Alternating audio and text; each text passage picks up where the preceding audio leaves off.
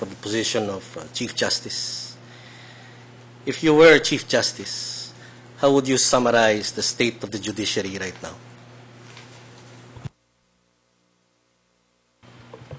I would say this. The judiciary right now is an institution that is perceived to be problematic. Talaga pong meron kaming problema. Hindi po itinatanggihan. Meron po kaming problema sa number of our cases. There is also that perception of graft and corruption. Tapos po, kabi-kabila na sinasabing wala na raw pong tiwala ang bayan. But these are the negatives. I can also count the positives, and there are so many positives. Among the positives are the honest judges and officials who are laboring out there all over the country. Ayoko po namang sabihin sila ay parte ng isang masamang hudikatura. Kahit sa Supreme Court na naman po ay sabi nila ang Supreme Court daw ay masama ang naging effect nitong impeachment trial. Hindi po ako naniniwala. Hindi po ako naniniwala dyan. Para pong nangyari sa Supreme Court ng impeachment trial ay isang tao na pinalo sa ulo. Sapagkat ang ulo po namin ay si former Chief Justice Renato Corona.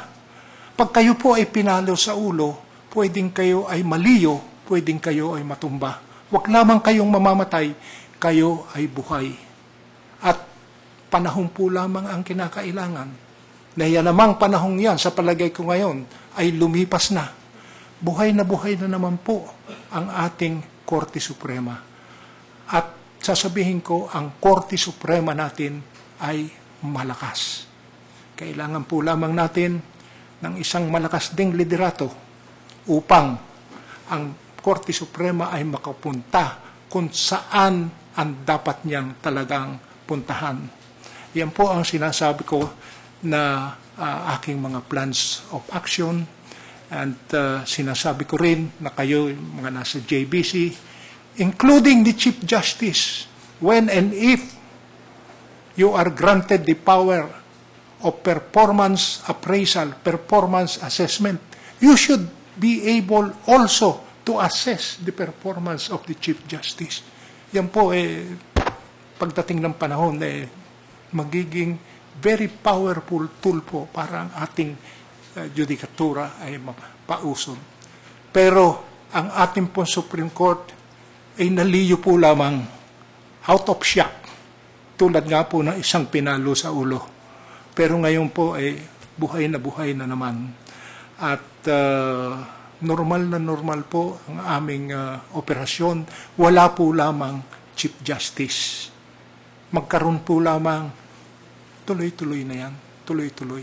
At pagkat ang ating po namang Supreme Court ay isang buong-buo. We are a collegial court. We have different beliefs. We come from different backgrounds. We have different strengths and weaknesses. But if you sum up those strengths, kami po ay isang malakas na husgado. Katulad po kanina, narinig nyo si Justice Abad. What is his strength? His strength is in his trial advocacy. Ano po yan practitioner na napakatagal na panahon. If I were Chief Justice, I will harness his potentials, his capability in the areas that he wants to act on. Patutulungan ko po yan kay Justice Bersamin at kay Justice Peralta.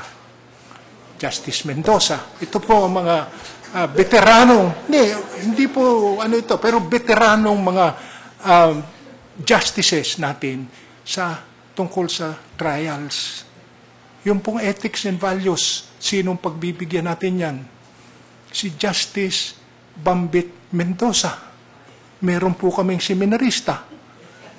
Seminarista, talagang simpleng-simpleng tao na pag pinagtiwalaan mo ng ganyan, gagawin ang kanyang Iba't iba po, iba't iba. Perhaps no one justice would have a monopoly of all the attributes that a perfect ideal magistrate should have. Pero meron po kaming kanya-kanyang dalang kakayahan. Katulad ko po, ako po lamang siguro sa husgado ngayon, ang galing na sa buong gobyerno ng Pilipinas. Ako po ay galing sa legislatura, galing po ako sa executive, ngayon ako ay nasa judiciary. Kaya malakas po akong sabihin, malakas ang loob na ako na sabihin ko na there should be cooperation among the departments of government because I know that cooperation is achievable. If I were Chief Justice, I will have no qualms about approaching Congressman Tupas. Sabihin ko sa kanya, Congressman, ito ang pangangailangan namin ng mga husgado. Ito ang mga pagbabagong kailangan natin sa husgado. Wala pong problema. There is nothing wrong in doing that. Because while we are independent, our absolute independence relates to our decisional functions. Hindi po ibig sabihin, hindi na kami makikikooperate sa ibang departamento ng gobyerno ng Pilipinas. No man is an island. Pag nawala po ang isa dyan, may problema po ang ating bansa. At ang unang-una po, ang ating iisipin ay yung ating bansa. Sapagkat ang bansa po natin iisa. Masasabi ko po yan sapagkat ako ay nag-immigrate. I spent 7 years in Canada. And I would say these were 7 very lonely years. Wala akong bansa. Hindi ako umuwi ng Pilipinas. Hindi pa tapos ang aking mga anak. Natatakot ako na kapag ako ay umuwi, baka hindi na ako bumalik doon. Kaya ako po, I could relate to the OFWs who were the clienteles of the Department of Labor because I could place myself in their positions. So yan po ang aming strengths and weaknesses. Yan po ay pag pinagsama-sama yung strengths na yan, malakas na husgado po ang nasa sa atin. Yun po ang state of the judiciary ngayon. Meron po kaming kakulangan, hindi po itinatanggi.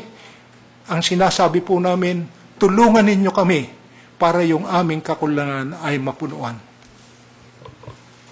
Thank you po, Justice. Your Honor, moving on, if I may, I'd like to ask you what you think of two very basic concepts in law. One is judicial independence. The other is judicial accountability. Do you think that these concepts are complementary? Are they to you exclusive? Or do they, in your own opinion, competing? May I solicit your views on this? In my mind, these are not competing concepts. When we speak of judicial independence, as I said earlier, there are two aspects to it. The first is institutional independence, and that is the independence of the Supreme Court as a body. And there is the independence of every justice in the course of preparing his or her decision. Yan po hindi nagkukumpit doon sa accountability. Sapagkat ang accountability po naman yung ating pagsunod. Yung pagsunod sa ating mga kinakailangang gawin. Number 1, katulad po ng SALN. Ang purpose po ng SALN matiyak pamula sa report ng isang opisyal na siya ay hindi nagpayaman sa kanyang opisina. How can it compete with independence?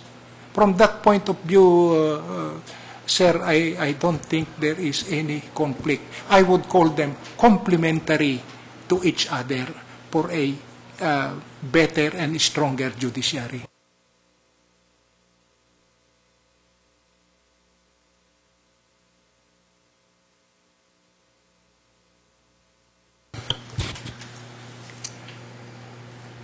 Thank you po. Justice Brion, I have two more questions, and the next one is, I beg your indulgence for some data na I want to share with you. Please correct me if I'm inaccurate with my data. This is about addressing case congestion and delay, which are very important issues